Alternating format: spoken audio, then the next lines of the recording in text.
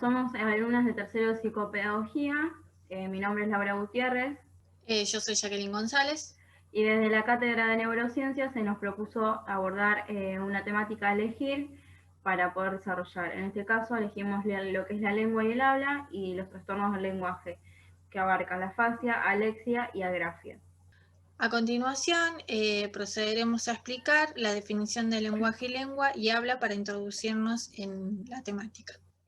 Bueno, se puede afirmar que el lenguaje es fundamentalmente un instinto, una adaptación biológica del ser humano para comunicar información. Este instinto se desarrolla al compás de la maduración del organismo, funciona completamente al margen de la conciencia y está sujeto a la lógica de un sistema que posee sus propias leyes y mecanismos.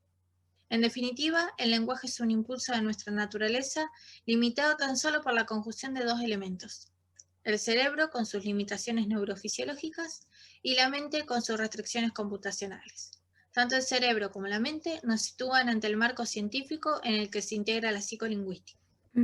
Por otra parte, se utiliza el concepto de lenguaje para aludir tanto a la facultad o capacidad de simbolizar y de comunicarse mediante signos convencionales. Dentro de lo que es el lenguaje se encuentra el lenguaje no verbal y el lenguaje verbal. Y también se va a vincular con lo que es la lengua y el habla. La lengua es el sistema de signos, la condición del habla. Tiene que ver con un aspecto abstracto, sistemático y social. Y el habla es la realización de la lengua, es el uso individual que se le hace. Las áreas implicadas en el lenguaje son el área visual, el área auditiva, el área de Wernicke, responsable de la comprensión del lenguaje hablado y escrito, y el área motora del lenguaje de Broca, que es la parte del cerebro que se encarga de la articulación del lenguaje en cualquiera de sus formas.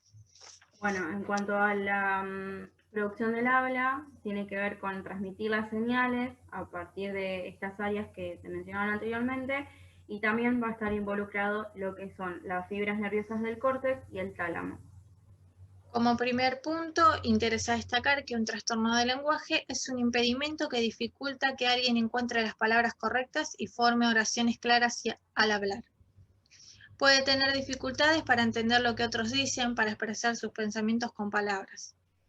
Es importante tener en cuenta que un trastorno del lenguaje no es lo mismo que un problema de audición o un trastorno del habla. A continuación se explicará cuáles son los principales trastornos del lenguaje debido a lesiones en el cerebro.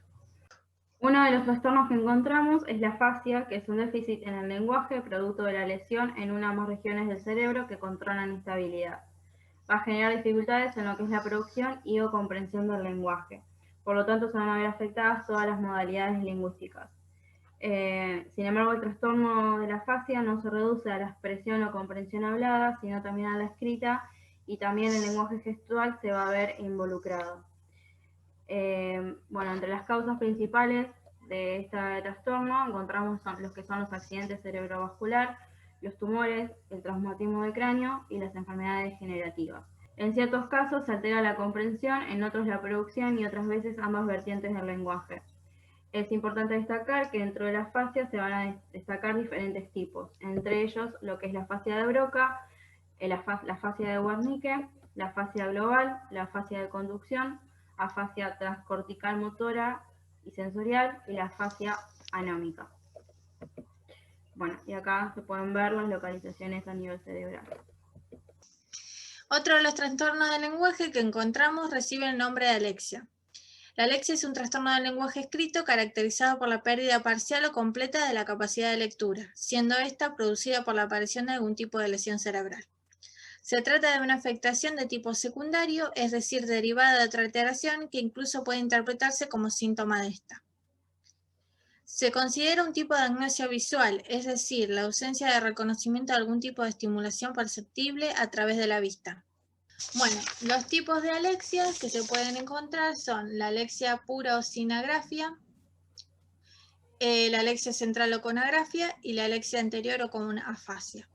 Por último, otro de los trastornos que encontramos es la agrafia, que es una alteración en la escritura. Se define por la pérdida total o parcial de la habilidad para producir el lenguaje escrito a causa de un daño cerebral. Se va a caracterizar por presentar dificultades para utilizar la información léxica de la palabra, transformar esa información léxica en gráfica y emplear los movimientos que sean necesarios para pasarlo a un papel.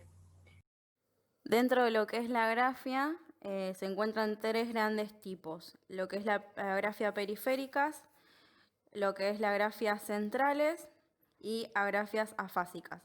Dentro de estas se encuentran diferentes subtipos.